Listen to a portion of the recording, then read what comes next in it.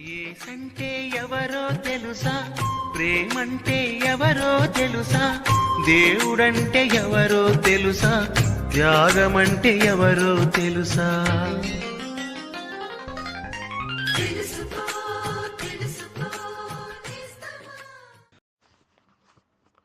ప్రభువైన యేసుక్రీస్తు వారి అతి శ్రేష్టమైనటువంటి నామములో పాఠకులందరికీ మా హృదయపూర్వక వందనాలు. యోహాను సువార్త 18వ అధ్యాయం 38వ వచనం. అందుకు పిలాతు సత్యమనగా ఏమిటి అని ఆయనతో చెప్పెను. ప్రభువైన యేసుక్రీస్తు వారు తన రాజ్యం ఈ లోక సంబంధమైనది కాదు అని పిలాతుతో చెప్పినప్పుడు, ప్రియులారా, యేసు ప్రభు సత్యమును గురించి సాక్ష్యం ఇచ్చుటకును నేను పుట్టి తిని, ఇందు నిమిత్తమే ఈ లోకమునకు వచ్చి తిని, సత్య సంబంధమైన ప్రతివాడును నా మాట వినును అనెను. అప్పుడు పిలాతు ప్రభువుని సత్యమనగా ఏమిటి అని అడిగాడు.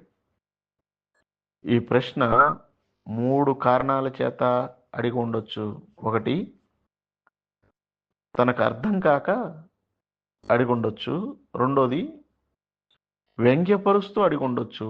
మూడోది, తెలుసుకోవాలన్నటువంటి తృష్ణతో సంతోషంతో అడిగి ఉండొచ్చు. కానీ అతడు జవాబు వినకుండానే అక్కడి నుండి వెళ్ళిపోయాడు.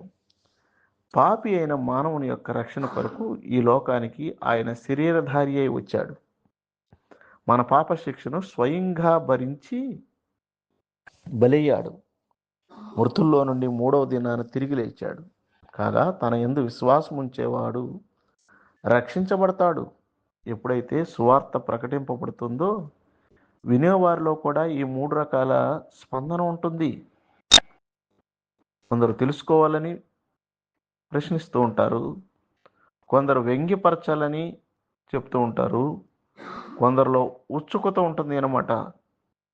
మీకు ఎలాంటి సందేహాలున్నా సత్యంతో ప్రశ్నిస్తూ ఉత్సుకతలో నుండి నిరీక్షణ కలిగి ఉంటే మీరు కూడా ఉచితంగా శాంతి, సమాధానం, నిత్య జీవితం పొందుకోగలరు. మిమ్మల్ని గురించి దేవునికి మేము చేసేటువంటి ప్రార్థన ఇదే అయ్యున్నది.